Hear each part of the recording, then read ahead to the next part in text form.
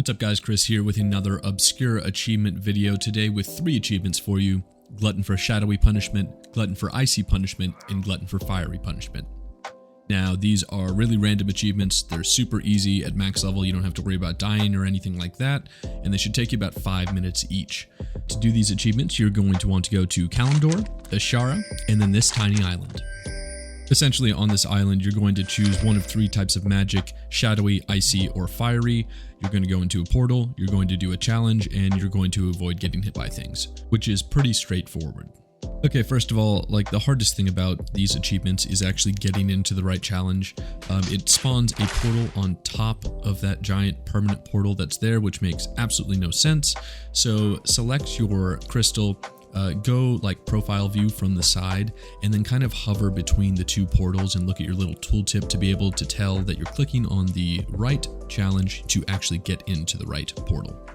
Also, during this stream when I got this footage, my wife was playing Zelda, so you can just ignore that in the corner. It has nothing to do with the challenges. You do not have to play Zelda to get these 3 achievements. Alright, starting with Glutton for Shadowy Punishment. Essentially, you're on a platform, there are a bunch of portals on the outskirts of the platform, the portals spit out ghosts, and the ghosts are like homing missiles coming to you until they either hit you, in which they'll do damage to you, or they cross one of the runes on the ground that will make them disappear. So the goal here is to evaporate 20 of the ghosts by crossing them over runes without any of them touching you in the process. I noticed that the ghosts started to glitch when I would trap around 15 of them. This happened to me multiple times in a row. Basically, the ghosts looked like they would be running through the edge of the rune. They would clip the rune, but they wouldn't evaporate. They'd get to me, do damage, and it would reset my meter. So what I actually think was happening was that the ghost began to speed up at that point, and I wasn't accounting for that, and graphically it wasn't translating. So my tip for this one is, don't try to be fancy, don't try to be efficient, don't stand in the center, keep running continuously, do each ghost individually, use your character abilities, your class abilities. If you need to, you should get this very quickly.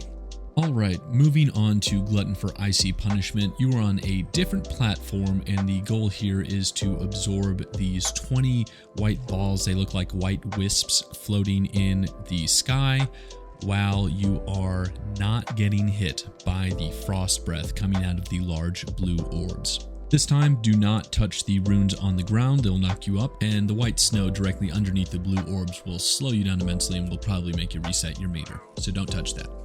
Alright, to do this challenge, there are 3 things you should know going into it. Number 1, the orbs that you need to absorb have a hitbox themselves. They are textured in, so you need to come in contact with them, probably a little longer than you expect to get credit.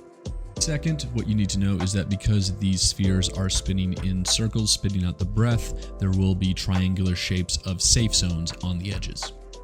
And third, mount up for this one, it'll make it a lot faster. My tip for this one is take it slow and steady, don't be greedy.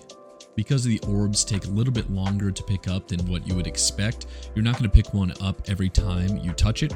So just keep going along the outskirts of the entire platform, wait in the little triangular safe areas, and don't push it.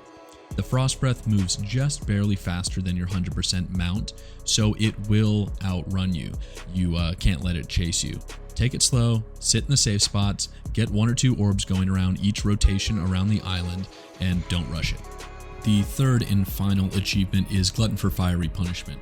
When I initially went on this platform, it seemed really overwhelming, but it wasn't any harder than the other 2. So on this island, essentially there is a 4x4 grid of flame strikes, meaning there are 16 possible squares to stand on. On 13 of the squares or locations, there will be flame strikes. On 3 of them, there will not be. Those will be the safe zones. The goal of this is to stand on a safe zone and dance 10 times in a row, 10 different safe zones, without getting hit by the other flame strikes. So first off, you need to make a /dance macro. That's pretty obvious. Number 2, I would throw a marker over Darwin's head. The blue square is probably the easiest to see on this red background. Third, Darwin will be running from safe zone to safe zone dancing as well, so you can follow him on that path if you so choose.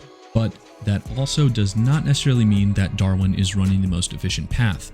If you see a safe zone that's better for you or in front of you or more direct in line with your movement, go to it. Don't follow Darwin every time. You do not need to for this achievement.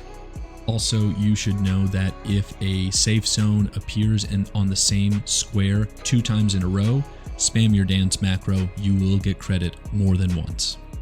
Fourth, zoom your camera out farther than you're naturally able to. You can do that by typing this into chat, and then if you want to undo that setting, you can type this, and they will both be in the description below.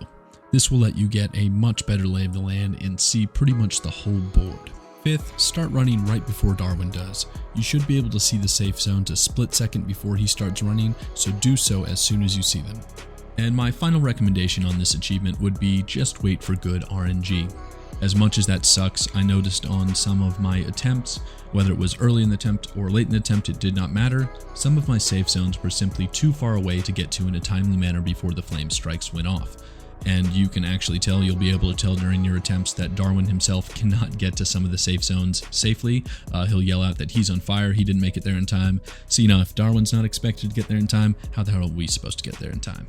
Hope this guide helped you get these 3 totally random achievements and add them to your collection. If you wouldn't mind, drop a like, a comment, share the video if you found it helpful, and I'll see you next time.